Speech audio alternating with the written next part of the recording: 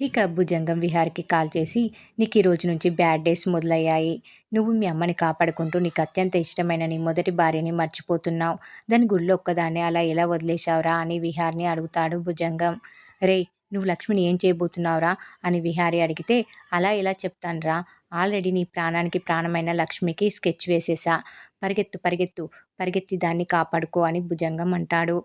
దాంతో విహారి గుడికి పరుగులు తీస్తాడు. ఇక మరోవైపు పంతులు లక్ష్మితో, "అభిషేకానికి అంతా రెడీ చేశాను. నువ్వు వెళ్ళి చీర మార్చుకొని రా అమ్మా" అని అంటారు. ప్రదక్షిణ పూర్తి కాలేదని లక్ష్మి వెళ్తుంది. ఇక సహస్ర బయట ఉండగా గంగిరెద్దును చూసి, "ఇద్దరు ఆడవాళ్ళు బసవన్న ఉన్నాడని మర్చిపోయి ఎర్ర చీర కట్టుకొని వచ్చేశా. త్వరగా వెళ్ళి మార్చుకొని వద్దామని పరుగులు పెడతారు. అది చూసిన సహస్ర ఎర్ర చీర తీసుకొని వచ్చి పంతులు లక్ష్మి కోసం ఉంచిన పసుపు చీర స్థానంలో ఎర్ర చీరను పెడుతుంది. ప్రదక్షిణలు పూర్తి చేసిన లక్ష్మి ఆ ఎర్ర చీరనే తన కోసం పంతులు పెట్టారని తీసుకొని వెళ్ళి కట్టుకుంటుంది. సహస్ర లక్ష్మిని చూసి తన ప్లాన్ వర్కౌట్ అయిందని, నిన్ను నీ కడుపులో ఉన్న బిడ్డని నామరూపాలు లేకుండా చేస్తానని అనుకుంటూ ఉంటుంది. తర్వాత గంగిరెద్దు దగ్గరికి వెళ్ళి మనసులో, దీన్ని వదిలేస్తే లక్ష్మిని పొడిచి పొడిచి చంపేస్తుందని అనుకొని గంగిరెద్దుని కట్టిన తాడు తీసేస్తుంది. గంగిరెద్దు లక్ష్మిని ఎర్ర రంగుల చీరలో చూసి పరుగు పరుగున వస్తుంది. లక్ష్మి గంగిరెద్దును చూసి తన చీర రంగు చూసుకొని భయంతో పరుగులు పెడుతుంది. అప్పుడే విహారి అక్కడికి వచ్చి లక్ష్మి పరుగులు పెట్టడం చూస్తాడు. పరుగున లక్ష్మి దగ్గరికి వెళ్ళి దగ్గరలో ఉన్న పసుపు రంగు వస్త్రం లక్ష్మి మీద కప్పుతాడు. దాంతో ఎద్దు ఆగిపోతుంది. సహస్ర షాక్ అయిపోతుంది. "నీకేం కాలేదు కదా లక్ష్మి? ఈ టైంలో నువ్వు గుడికి రావడం ఏంటి? ఇంట్లో ఎవరికి చెప్పకుండా ఎందుకు వచ్చావని అడుగుతాడు. "మీకు చెప్పకుండా రావడం తప్పే, క్షమించండి" అని లక్ష్మి అంటే, "అసలు ఇక్కడికి నువ్వు ఈ టైంలో ఎందుకు వచ్చావని విహారి అడుగుతాడు.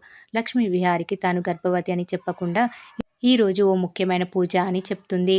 "ఇంటికి వెళ్ళిపోదాం పద" అని విహారి అంటే, "ఈ పూజ చాలా ముఖ్యం. ఇది అయిపోగానే నేనే వచ్చేస్తా" అని అంటుంది లక్ష్మి. "సరే, నేను ఉంటాను" అని విహారి అంటాడు. లక్ష్మి వద్దు అని ఎంత చెప్పినా విహారి వినడు. సహస్ర లక్ష్మిని చూసి, "సాయంత్రం లోపు నువ్వు ఈ పూజ చేయాలి కదా, దాన్ని చెడగొడతా. నువ్వు గర్భవతి అని తెలిసినా, నీ కడుపులో వారసుడు ఉన్నాడు అని తెలిసినా నిన్ను అందరూ నెత్తిన పెట్టుకొని చూస్తారు. అది నేను జరగనివ్వను" అని అనుకుంటూ ఉంటుంది.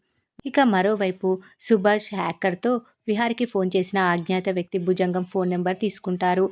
అడ్రస్ కోసం అతనితో కాసేపు మాట్లాడమని హ్యాకర్ సుభాష్కి చెప్తాడు. సుభాష్ భుజంగానికి కాల్ చేసి రియల్ ఎస్టేట్ లక్కీ డీప్ అది ఇది అని మాట్లాడతాడు.